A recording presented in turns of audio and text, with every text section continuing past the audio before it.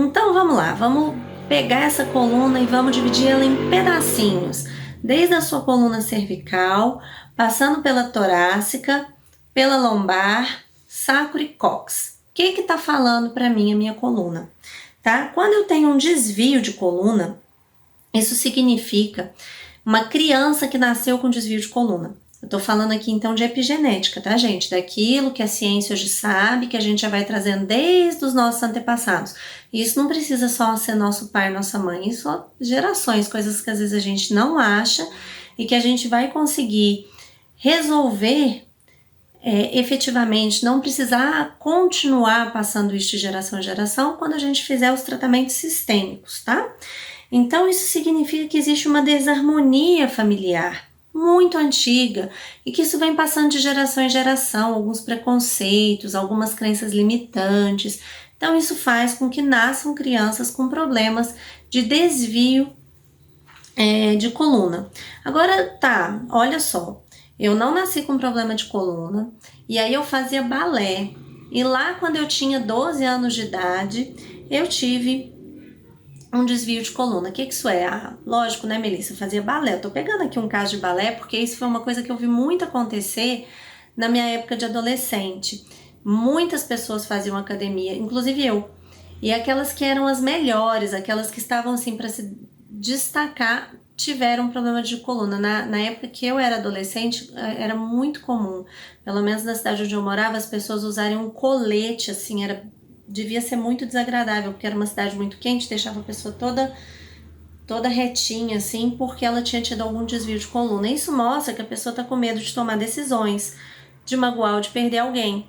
E se eu pensar nisso, eu nem vou lembrar dessas pessoas, mas pensam que elas estavam numa idade ali onde elas tinham que começar a pensar se elas iam investir na carreira de dançarina ou fazer uma faculdade, continuar morando na nossa cidade ou mudar para ir estudar fora, porque na época, nessa cidade não tinham faculdades, hoje em dia tem, mas na época a pessoa precisava sair. Então olha só, mostra esse medo de tomar decisões, medo do novo, né?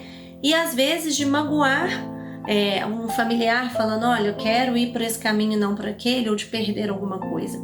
Então esses são os motivos pelos quais a gente faz desvio na coluna, tá? E voltando a dizer, quando eu tenho pensamentos travados e repetitivos, o que eu faço? Eu travo a minha coluna, porque o meu corpo, ele é meu amigo.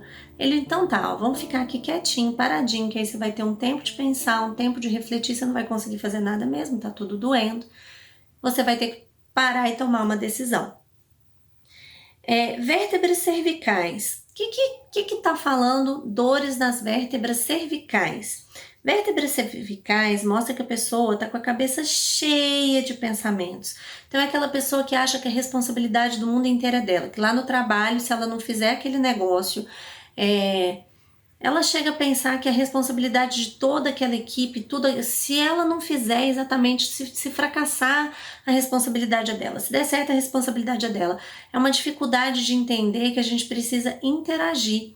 Então essa pessoa faz muita dor na coluna cervical, porque ela fica com medo de se expor ridículo, ela fica com medo do que os outros vão pensar, sabe? É uma sensação um pouco de superioridade também, que como se eu não estiver ali, tudo vai dar errado, tudo vai acabar.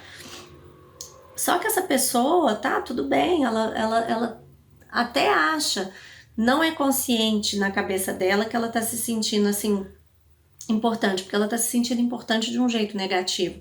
Na verdade, ela fica indecisa, ela fica amargurada, ela fica com medo de tomar decisões, ela tem um excesso de responsabilidade. Então, como que eu posso resolver isso?